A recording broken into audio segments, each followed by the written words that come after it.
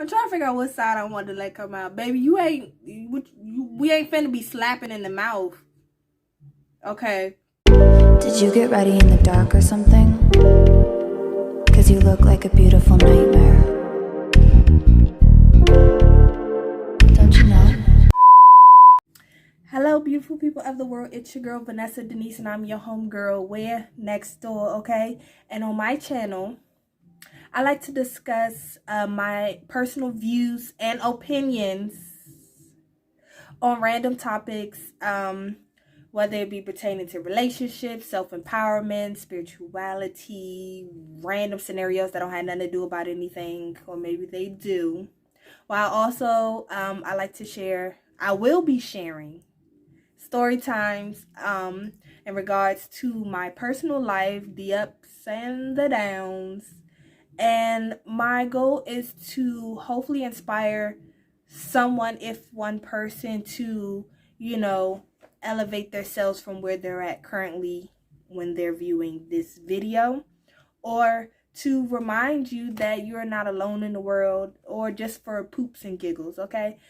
And with that being said, we're about to get into this topic right here, okay? Ciao. So I came across this video just a couple seconds ago, and I haven't seen it. I don't even know how to pronounce this woman's name. I feel like I've heard of her before, but I don't really know much about her or whatever. So apparently this happened back in 1990. Excuse me if I butcher her name and you know who she is. Don't be all, Twitter finger gangsters on the box down there or whatever.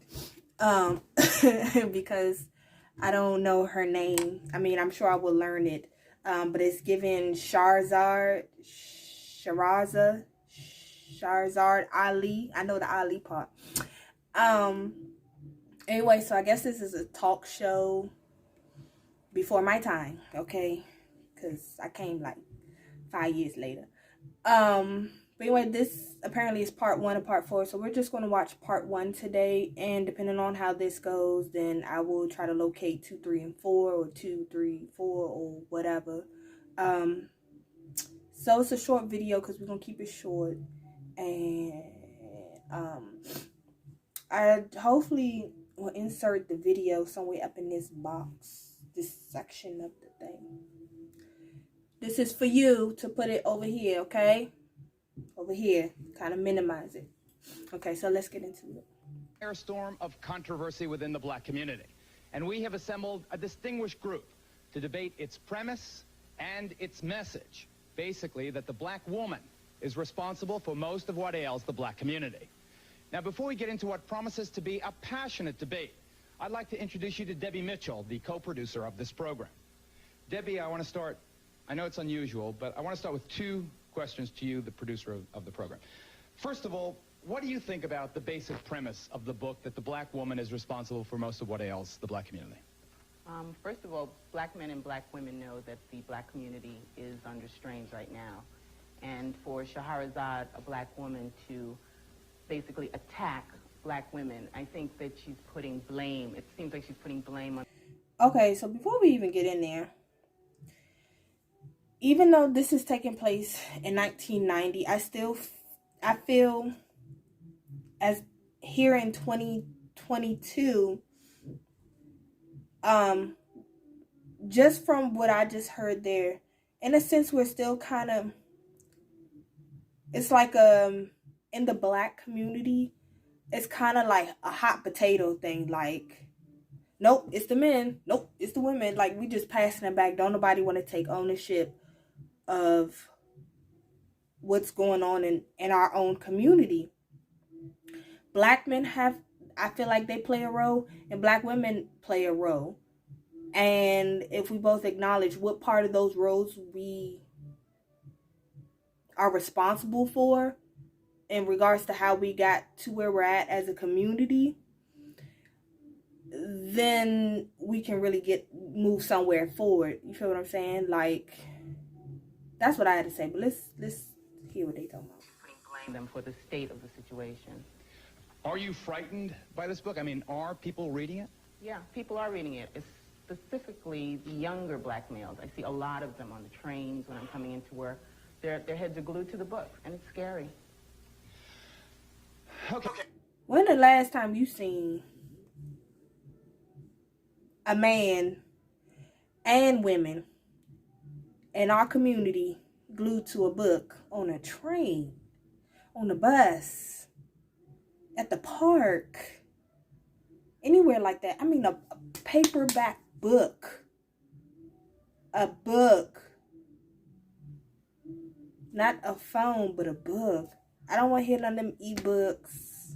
Nothing like that. Like a book. The nostalgia. Okay, here we go. Okay, our program today will examine Shahrazad Ali's controversial solutions to these very severe social problems and try just as importantly to determine what black men really want from women. That is the focus of this edition of Heralded.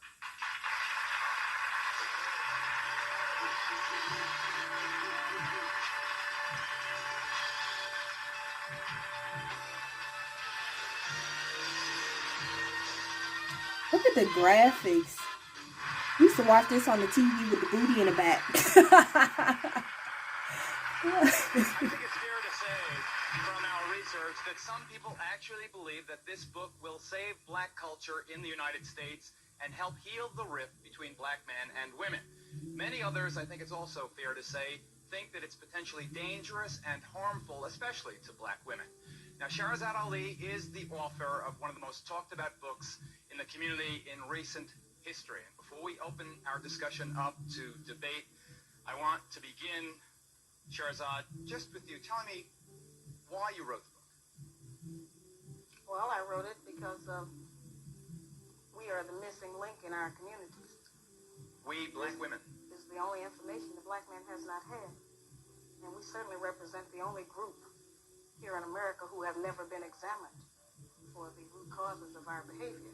The white man has been examined, the white woman, and the black man certainly. Now first let me say, Geraldo, that my position is that the black woman's disrespect and rebellion against the leadership and the authority of the black man is a direct cause of the breakdown in our family structure. I am not saying, wait a minute, Okay. because this says we know we'll go to hell in a minute. Let me first tell you what I'm saying. All right.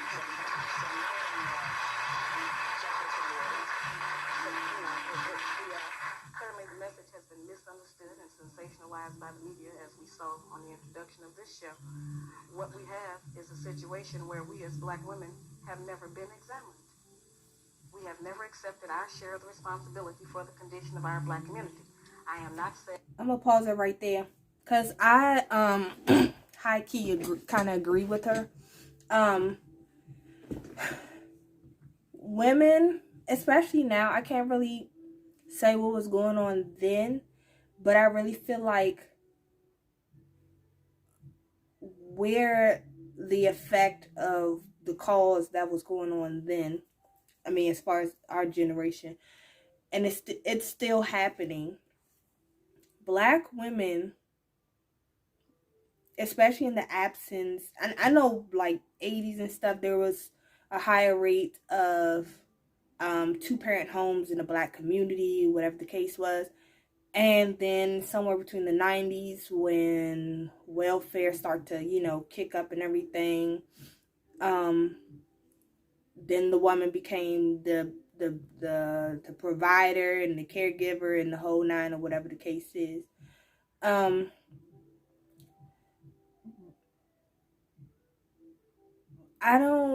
mean, as a woman, we don't allow men to take the front seat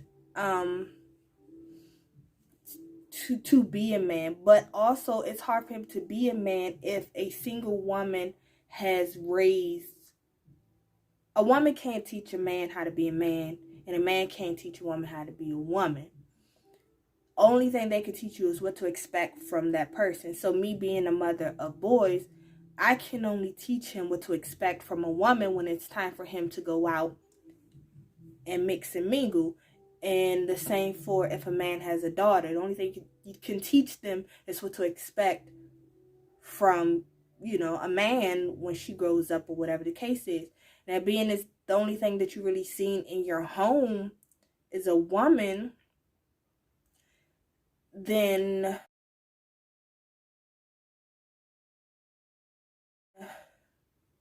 what do you expect? So let's play devil's advocate, where you have a woman and a man in the home, right? Now you have them in a home, but the woman she's like running over the man. She's got everything to say, wants to have control of everything. That's the problem, the control. We want control of everything, what's going in, what's going on, whatever, instead of letting the man do him, and then we're there to, you know, push. Like, women are creators, so when you give us something, we're going to turn it into something else. But a man can't give you something if you don't allow him to. You telling him what to give you, it doesn't, it doesn't work like that. You can't, the natural, if we're talking natural order, it doesn't work like that at all. The man is supposed to go out, find, bring back, you show me what you have found, and I am going to create from whatever the hell you went out there and found. And then I'm going to teach, you know, when the kids are of a certain age, what it is. I mean, you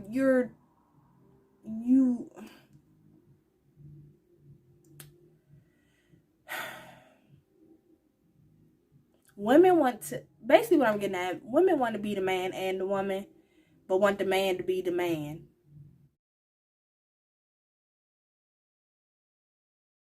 Why they be the man too, and the woman.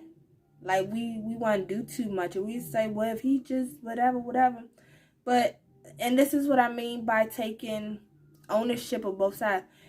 If from the jump we entertain men that are actually of value, and I mean that they're actually doing something with themselves, going somewhere, have good head on their shoulders or whatever, instead of looking at the physical and just, you know, leaving it at there, that surface level interest, then we wouldn't be in so much issue if we actually took the time to get to know a person, see them through all their seasons, instead of just jumping in and then, you know, having babies out of wedlock and all that stuff, and then now we screwed trying to undo what we could have prevented long ago. That way the man would have still been there. You know what you're working with, and that allows you to be submissive, like, it lets him play his role and lets you play your role, without now you have to go stand and get your food stamps and your vouchers and stuff, and him being on this child support, or not even having any kind of relationship with his kid, male or female, and then your child's growing up in the same cycle that they've been in. But anyway, I'm talking too much, so let's get into the video. Saying that we are 100% responsible. I'm saying that the black man is 50% responsible, and we are 50% responsible. Yes, we're both responsible. You know, I don't want this to be... If we lose half our time waiting for the applause to cease when someone makes a pro or con statement, we're going to use up half the show. So what I'm saying, but let me just say that I read the book, and I don't read it that way. I read the book, and I think that when you have, it is impossible to sensationalize a book that uses quotes like, the black woman is a rat who behaves like a dog while purring like a cat. What is your nationality? I'm Puerto Rican, as the world knows. Okay, well, I didn't write it for the Puerto Rican man. I wrote it for the black man. Well, he's black in my book. We have a very special man. He has If a he's very Puerto special Rican, just like we have. We need to stop claiming that we are all but the I give same. We're not all the same. We have the problems that come from the psychological trauma that we suffered in slavery that we have not revived from yet. And so we have to address that. And we can no longer pretend that it's the white man's fault, or that it's your fault, or anybody else's. I'm just saying, let's go into our homes and let's look at ourselves. Yeah, at some point, I feel like we gotta stop blaming the white people. At some point we got to, because we're never going to get anywhere. So listen. Okay, well they.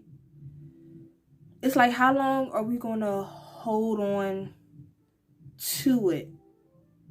You know, it's like after a while, it kind of sounds like an excuse to not do anything with yourself. And one thing I kind of like about the movement of what's going on in our culture, a lot of people are starting to create their own business and really just go for it, you know, trying to break generational curses like this. I think as a collective, as a community, we need to break that curse of blaming the white man for everything. Yes, him is in a lot of stuff and be messing with everybody, all of them. The whole planet got something against, you know, the white man, and even within their own community. But for us, because we seem to be at the very bottom of the barrel, and we just be tearing each other down. But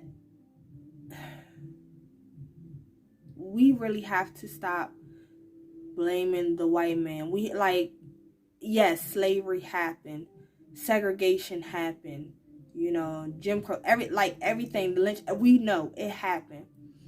And even, you know, on a quieter level, it's still happening today, in the sense that there's certain, you know, killings and things that are going on that's not broadcasted on the news, because that's a whole different subject that we're not about to talk about. But we have to, at some point, get a hold of our own community and take back what is ours. You know, stop feeding into, you know, other culture community. But also at the same time, we be wanting a lot, but don't really want to work for it. Or, you know, like, for example, people say, okay, let's build, like, let's just say that, like, the Korean shops, you know, your Chinese food and things like that. You can make the same thing, for one. For two, it's like we don't learn from other cultures. You know, everybody else pours into their own kind. We pour into everybody else's and wonder why we don't have anything as a collective. You know what I mean? Like, we don't support each other, and that's because this mental, we're choosing to still be mental slaves or mentally enslaved, even though we're not physically slaves. You know what I mean? Like, we have to break out of that, or we're never going to get, like, anywhere. Okay, I'm like a rambler because my thoughts be moving faster than my lips. But, okay, let's see. The only civilizations where we have ever been successful, and the black man didn't have a problem supporting us, being in charge of our homes and raising our children, until he was brought to this country and turned into a slave, and he lost his position in our home. Is it fair to say, Shahrazad, Ms. Ali, whichever you prefer, that you propose that the black man should be the superior figure in the family and the woman subordinate to the man?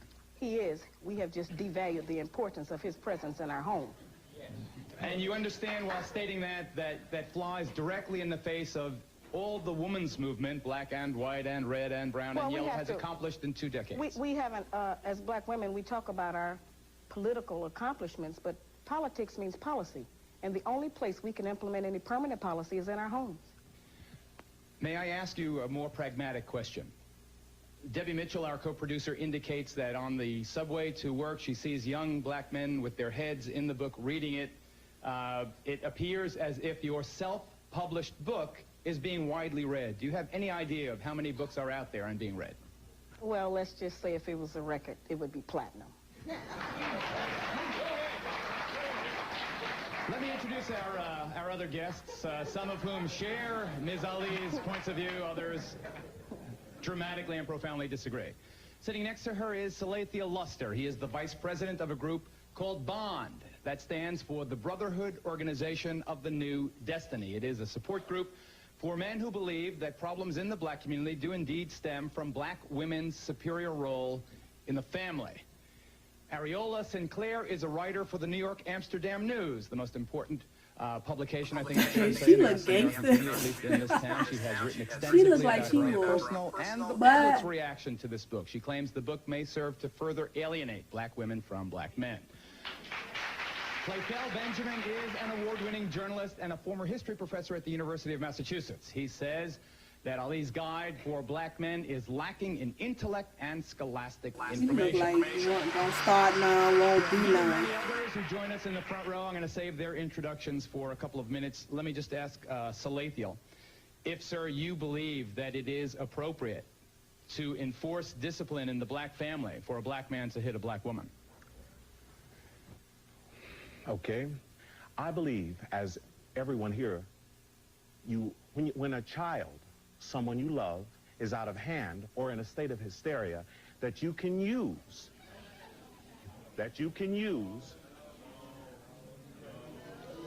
reprimandation, that you can spank the child to awaken them, not to put them to sleep, and that also, please let me finish my point, and also that it must be done in a state of non-anger. It must be done from a point of self-control. It must be done from observing that this is necessary for the well-being of the human being. She doesn't say spanking, sir. She says smacking in the mouth very specifically. Have you ever seen a person in hysteria? Have you ever seen a person that has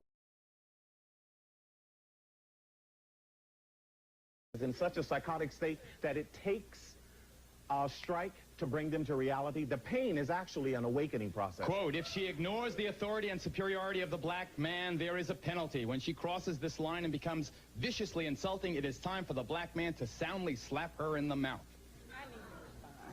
Okay. Go ahead, Okay.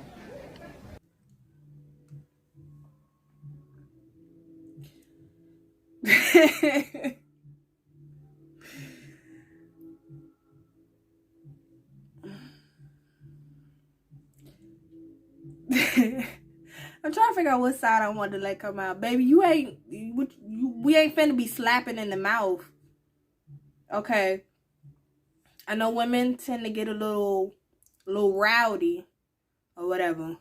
Don't slap her, give a good shake or something like that. But I know what he's saying. Like, you ever watch, like, I don't know, like one of those little stupid kind of comedy movies or whatever, and like you got the one character just like, Frito, oh my god, and then you got the one just snap at her, then he's not hearing them, but he goes, oh yeah, what's going on? Like, you know those scenes in those movies or whatever. So I get what he was saying there, but especially when there's children in the home, I don't agree with any kind of domestic violence at all. Hell, I've been in a situation myself, which will be for another story time, but I don't agree with that. I don't feel like don't slap me in the mouth, because you might have your last supper that day. That's all I'm saying. Yes, I don't agree with that point. I don't think you should have, a man should not have to lay hands, pop her in the mouth, whatever, to reassert his dominance or reestablish that he's the one with the pants in the house. I mean, I just don't agree. You need to find something else, because that ain't it. No ma'am. I don't agree with that at all. I understand how we got there, but I don't agree with it. Not one bit. Now, I think we are all here because I have tried to deliver a message to my people to help us with this healing process. Certainly, it's a very sensitive issue and one that all of us are affected by.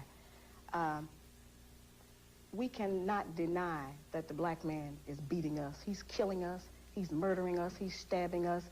He's doing horrible things to us every day that we live. Domestic violence in the black community is at an all-time high.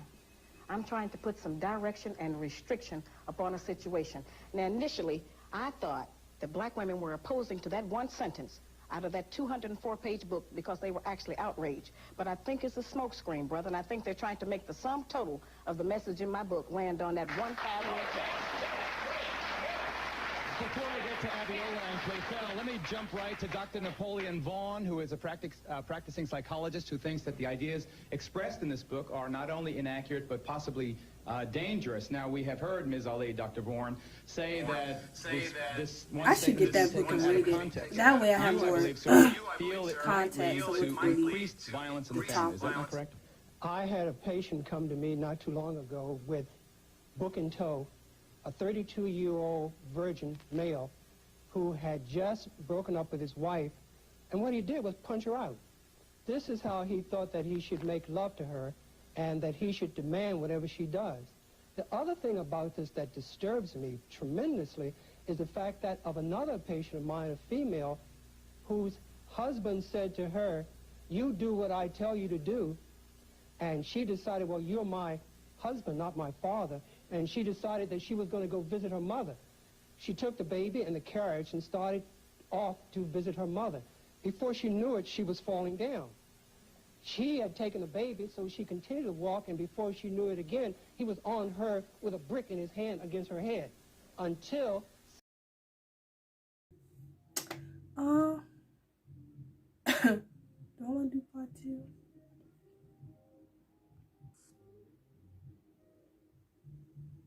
Guess we doing part 2 then. And she decided, well, you're my husband, not my father, and she decided that she was going to go visit her mother. She took the baby in the carriage and started off to visit her mother. Before she knew it, she was falling down. She had taken the baby, so she continued to walk, and before she knew it again, he was on her with a brick in his hand against her head until somebody of the neighbors came along and yanked her off. What I'm seeing is a tremendous amount of this from a psychologist's point of view, and if I see someone who's in a category like this, you talk about trauma, this is the clear essence of trauma, which is tantamount to psychosis. And this, in essence, is a game. What the premise of the book is a game? That's it. It's entirely a game. What? All right. Now, wait. There's a person in the audience who seems upset with what he said. What? Excuse me.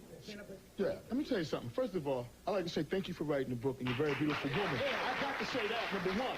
Number two, just like the sister said, I got the book. I have the book, all right? First of all, she said she's not blaming all black women because you got just as much bad black women like you have bad black men. Right. The point is this. That is, it's just a lot of black, not all, but a lot of y'all sisters, black sisters, you labor under the misconception that you walk around with halo and wings 24/7. That's why she wrote the book.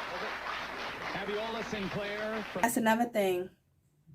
A lot of women haven't looked in the mirror and a lot of women require things from men that they don't even have in themselves, that they don't even offer in themselves. And it's like, how can you demand somebody give you something that you can't even give yourself? You know what I mean? Or do for yourself, or that you project out in the world. It's like women come out thinking that, oh, they're like so perfect and they got it all together, and men are the ones that need to catch up. And it's like, no, the same way a man could think the same way. Like, I don't understand how that registers. Like, experience will teach you things, and whether you learn from that experience or not is a whole nother story. But if you have, okay, then now you can demand those certain things. Like, if you need to be aware of your weaknesses, your strengths, your flaws, your like the great things about you. Everything about you is not great, and somebody should tell you that. And I don't know, so I guess growing up, some people say that the man shall worship the ground that you walk on, and kiss your feet, whatever. That's fine. All men ain't got to do that. The one that chooses you, he should do that. But at the same time, you still need to give him the respect that you expect him to give to you. Like, it's a two-way street. You know what I mean? Like, it's not a one-way. And I think we kind of forget that. And that's what really messes up our culture. And that's why we are where we are today. Because women always think that they're the prize. I mean, they are in a sense, but men are also prizes too. Like, you can't, I don't know, it's the same way. It's the same thing. Same way, same thing. The Amsterdam News, your response? Well, first of all, let me say this. Let me qualify myself. There is some truth to the book. Excuse me. I will say there is some truth. I recognize some of myself, and I recognize some people that I know. I disagree with the premise of the book, I disagree with the agenda of the book, and I disagree with the overall inclination of the book to undermine the black woman, to rob her of her self-confidence, to excessively blame her for societal problems that are not of her control. The black woman has, at very least, carried this race. Carried this race for several generations. And if she's stumbling and if she's falling now, it's because she's... But that's the thing. She shouldn't be carrying a whole race, a whole community by herself. She should be doing it with the man beside her. And at some point you have to say, well, why isn't the man beside her? What happened? Why is there so much,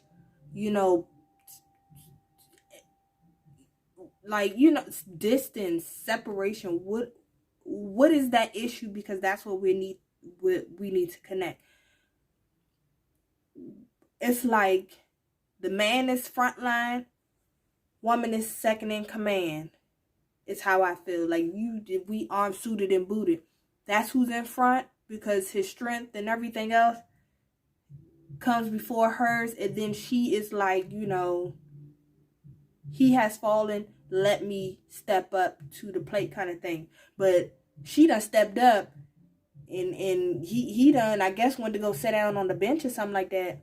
And we still on the front line, because we like, well, where...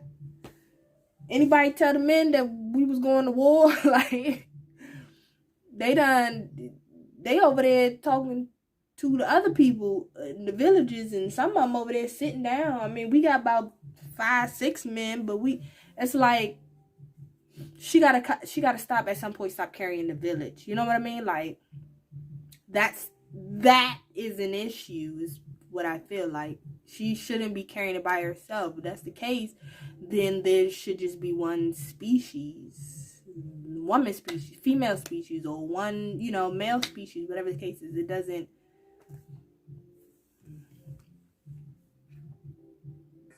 Tired. And yes, she does need some help, but she needs the type of positive help, and not no one to put their foot on her neck or on her head and tell them that he's the God and he's her ruler and he's her master, and she must do as he says. Shahrazad? Yeah.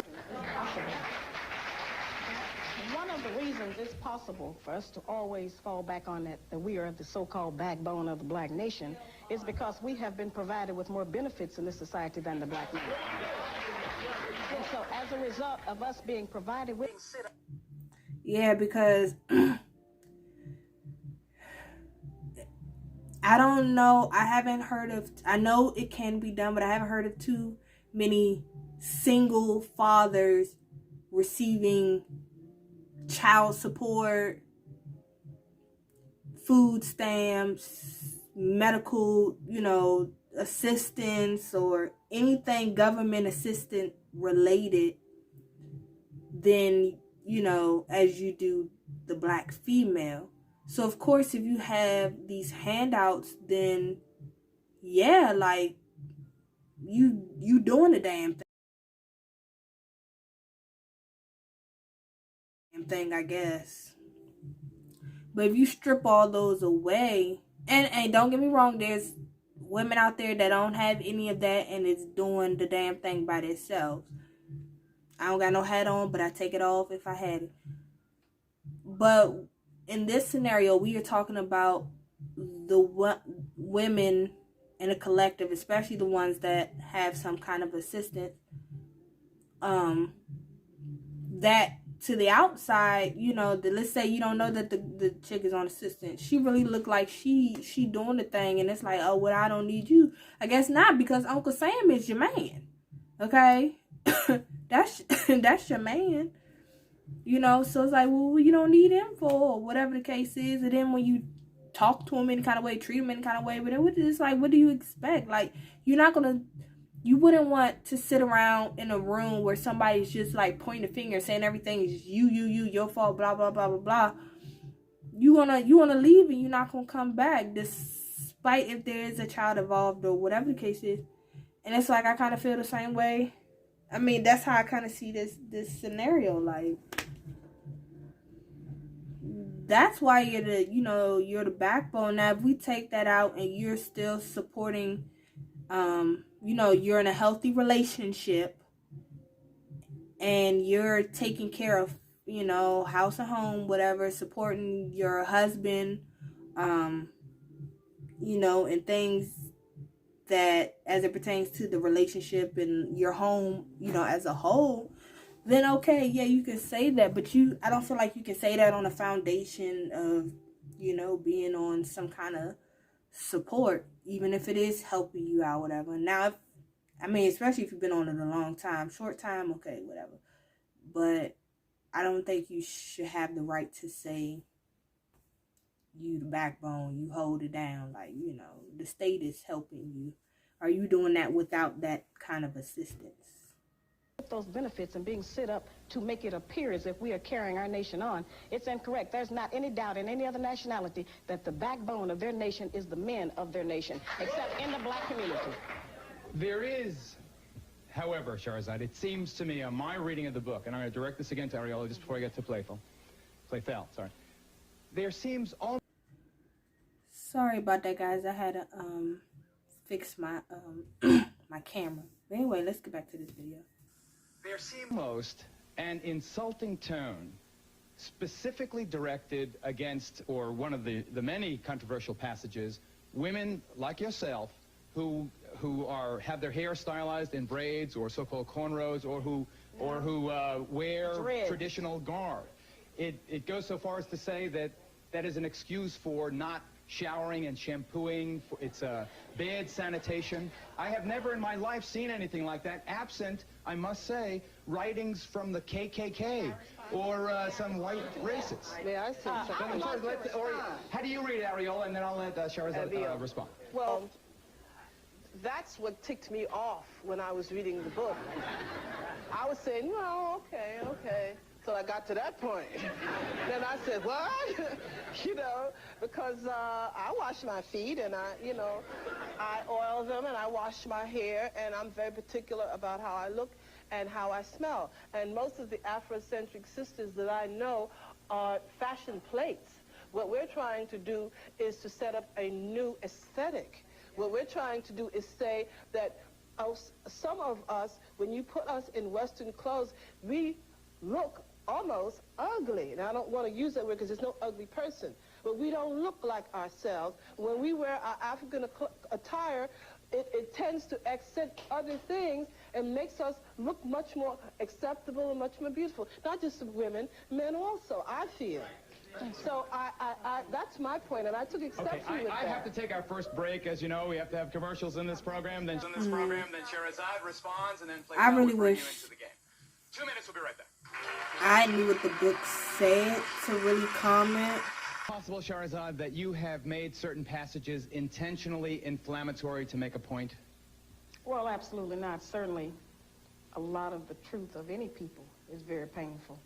As I said, this is in response to what Sister was saying. This is not the kind of book you need to rush home and try to read all in one night. You'll get overwhelmed. Read a little bit, put it down, and go back and try to read some more. The book is clearly our collective contribution as black women of everything we have learned from our slave history that impacts negatively on the relationships with our men. It's just everything that we do. Was it necessary to make that point about sanitation and odor? Well, let's go with the thing. The issue about the dreadlocks, which is what you're referring to, I'm sure, it started out certainly as being a very powerful point that a lot of women made, but that's just merely a medical fact. I studied the dreadlock under the microscope and found that no matter how much you washed it, it had parasites and mites in it. And the people's hair would come out and everything else. Now, if anybody want to do that, go check it. Playfell, do you want to try to deal with that? Listen, first of all, let me say, Geraldo, I get invited to these kind of shows all the time because I write a lot of controversial stuff, but I assiduously avoid these kind of programs for the simple reason that there's not really enough time in here to have any kind of measured discussion that I like to have. But nevertheless, the reason I came on here is because I have seen Miss Ali on several other programs. And I have her on tape, and I've watched them over and over again. I have read the book. And I would just like to say something from I'd like to speak from two perspectives. Miss Ali, from everything I have heard from her, wrote this book based upon her experiences and her conversations. As a scholar, when I look at this book, it has none of the attributes that we look for in a scholarly work. There's no scholarship and no what I can see as but nothing of serious intellectual lasting value here. You understand? And I have two beautiful, smart daughters whom, if any man uses this book, now, hold on a minute. If any man uses the prescriptions in this book, it is a prescription for disaster. I will tell my daughters, if anybody ever smacked them in the mouth, come tell Daddy. I'll deal with it. See? I'll deal with it. I certainly agree with that last sentence. That's where I'm at. There are two things we need to realize here. One of them is that we have a problem with behavior definition and interpretation. We look in the mirror and see ourselves as one way, and the black man looks at us and sees what's in my book. Now, the other thing is that our so-called educated class has failed us. Yes, they have. All right? Now, they have failed us because in all of their so-called scholarly studies and journals, none of them as a group have ever come up with something to put the agenda like this book has. Identify yourself and tell us why you agree. Yeah, my name is Saeed, and I agree with that 100%. And one of the things I would like to say is the reason why so many young people are reading that book, and a lot of y'all are reading the book, is because it's not scholarly, it's right to the point. Now, I would like to also say, as it relates to violence, okay, my wife, ex-wife, was the first one to slap the living Star Wars out of me. All right? I'm laying down on the couch, and she slapped them Star Wars out of me. Now, she may have had a reason. Now, how was I to respond? How was I to respond? Should I respond the way I do another brother if he slapped me in my face? Should I use the closed fist, or should I have smacked her? Because I'm going to do something. What'd you do? Point that I'm not going to say. But the point, hold on, I'll say one thing. I walked around my house for about 1 hour. You know, but I would like to also say this is one thing. Let me just say that if I smacked my wife, my bed would be burning. All right, I agree. Hurry up. One last principle. There's an old ancient feminist principle from the great mother principle, and they said that there was only two people in this world, a mother and her children. Now, if that is true, and one of the children is out of order, who do you blame? And I think it's an honor if I was a woman and all the blame was coming at me, as some of y'all say. I would take it as an honor because it shows my responsibility. Like if a building, not for Don't you think it's a bit of a cop-out that he doesn't tell us what he did after the war in the head? He slapped the hell out of her. Do you agree? Do you disagree? Is this inflammatory? Is this to the point? I agree. I think it's to the point. And you are? I don't agree with everything in there. I'm J.R. Long. I don't agree with everything in there. And I think it's upsetting for me to see points being taken out of perspective. The point regarding hitting in the mouth, it's an optional point. It's one of 6. Now, it's one of 6.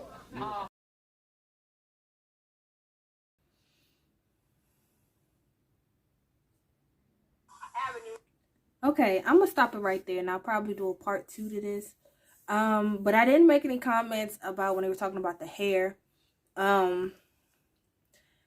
Now, I wash my hair.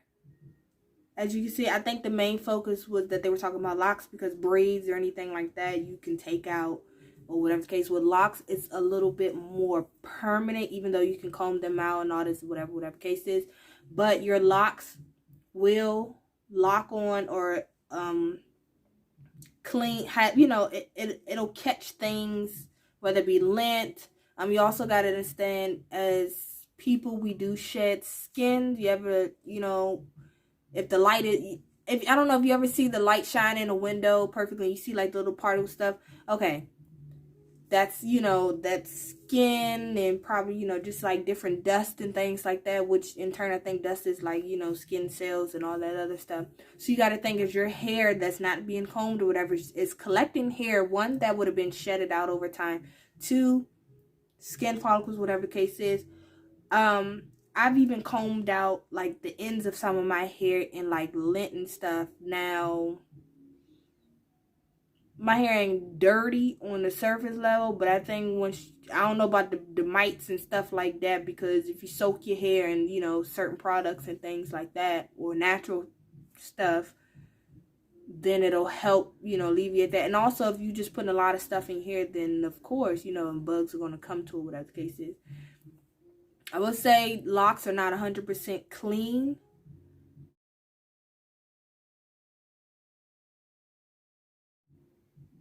But on a, I don't know about no bugs and all that. Ain't no bugs up in my hair. If anything, it's probably like lint and skin that I've shedded or whatever the case is, but not dirty.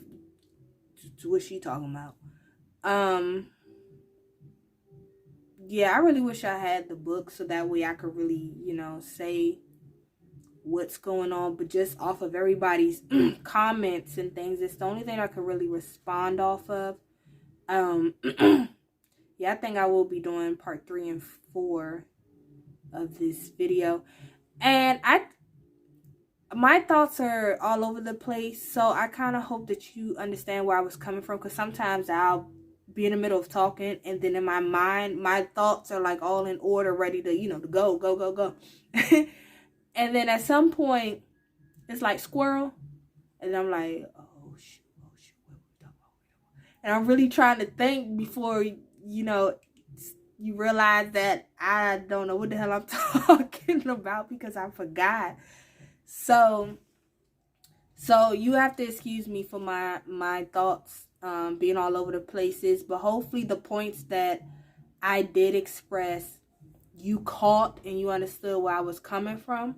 I like to think of myself as a person who can see things from all kinds of perspectives, or whatever the case is. I can see, like, you know, where you're coming from, and then where I'm coming from, and I can see how they kind of mesh together. Like, I feel like I kind of think like that, if I could just keep up with them. But with that being said, I'm gonna get off of here, and I hope you have a wonderful day, and I will see you in another video. If you are new to my channel, hello, welcome to my corner of the interwebs. And if you like what you've seen thus far, don't forget to like, you can comment, and remember to subscribe in case you want to see me again or whatever. You don't have to. I'm just saying, if you, okay. Anyway, if you've been here before, what's up, baby? How you doing? How you doing? How you feeling? How you been? Where you been at? Okay, was you here at the last meeting or whatever? Did you say something to me or whatever? But I hope y'all doing good, and I will see you in the next video. Deuces. Don't ever trade your soul. Don't even listen to him. He don't know nothing at all. Try not to get too involved, but really it's breaking my heart.